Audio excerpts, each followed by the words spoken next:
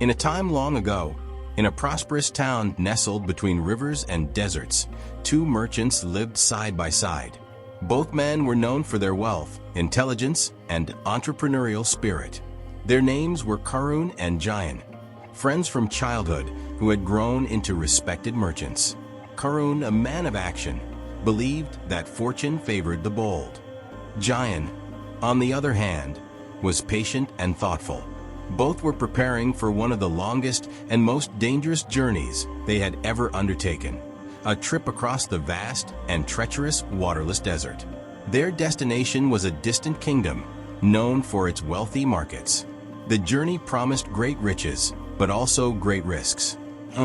With excitement in his voice, "Jayan, my friend, it's time for our grand journey.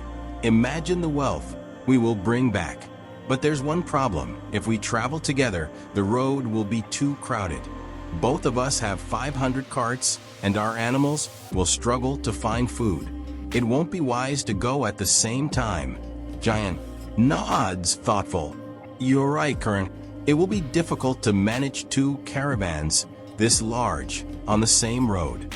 But how should we decide who goes first?" With a confident smile, thinking he's outsmarting Jayan, "I'll tell you what, Jayan, I'll go first. That way, the road will be smooth, untouched by other carts. My bullocks will graze on the best grass, and my men will enjoy the freshest fruits and vegetables. We'll arrive at the market early, and I'll be able to bargain for the best prices before anyone else can." Jayan, smiling wisely, "That sounds like a fair idea, but let me think about this for a moment." Jayan, speaking calmly, "Very well, Karan. I will let you go first. But, my friend, remember, sometimes the one who comes second also finds unexpected treasures." Laughs heartily, patting Jayan on the back. "Always the philosopher, Jayan, but I'm sure this time, fortune will favor the bold. I'll see you at the market, my friend. And don't be surprised if I've bought up all the best goods by the time you arrive."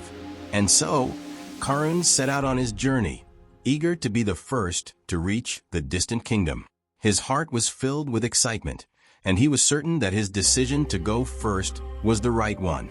But soon, the fertile lands gave way to the edge of the waterless desert, a barren and unforgiving landscape where the sun scorched the earth, and not a single blade of grass grew. The local villagers had warned him about this desert, telling tales of demons that haunted its vast emptiness. But Karun, confident in his cleverness, dismissed these warnings. To his men, laughing, "Demons? Bah! Old wives' tales meant to scare travelers. We'll cross this desert and reach the oasis before you know it. Keep moving." As they entered the heart of the desert, the land became harsher. But Karun pressed on, determined to be the first to reach the kingdom.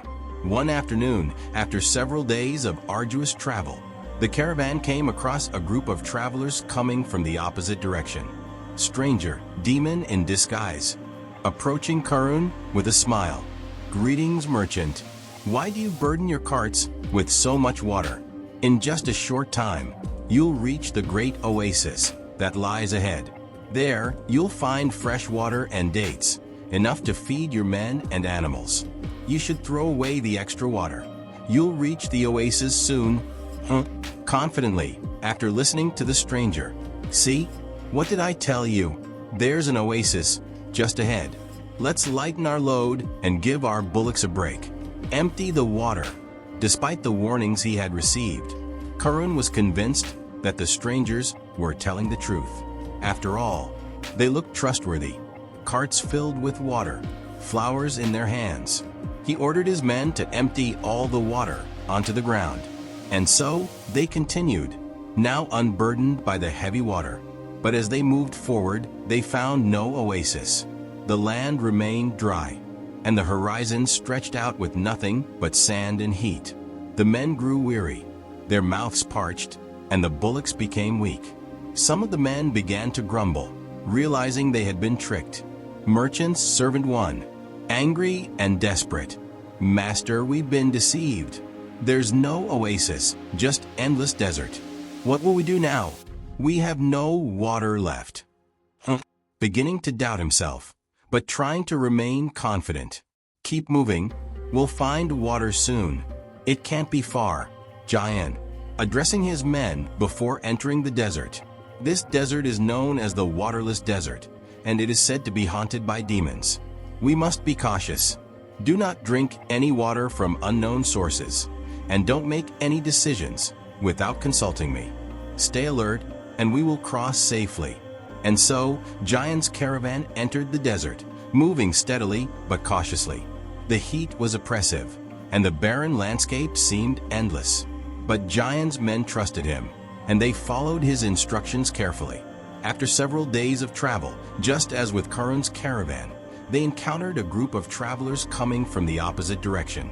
These travelers were also soaked with water, and they carried lotuses and water lilies.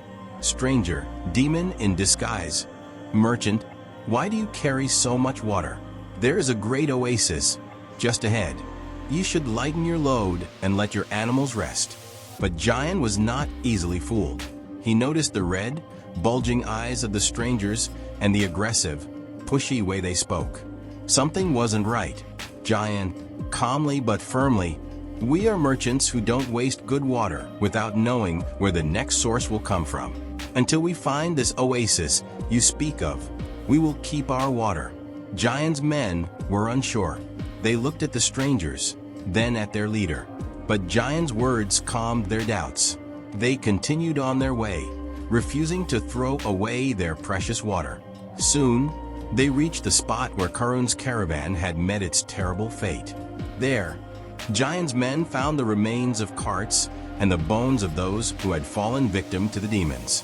Giant's servant one, horrified, Master, these must be the bones of the caravan that went before us. They were deceived by demons. Giant, calmly, yes, they were not cautious. This is why we must always be wise and patient, my friends. Set up camp here and stand guard tonight. We will rest, but we must be vigilant. That night, Giant's caravan remained on guard, and no demons dared approach. The next morning, they gathered the valuable goods left behind by Karun's ill-fated caravan and continued their journey. Thanks to Giant's wisdom, they crossed the desert safely and reached the kingdom. There, they sold their goods at a great profit and returned home with riches far beyond what they had imagined. The moral of this tale is simple but powerful. Wisdom and patience are far more valuable than quick thinking and impulsive action. While Karun sought to be the first and the cleverest, it was Giant's careful planning and cautious mind that led him to success.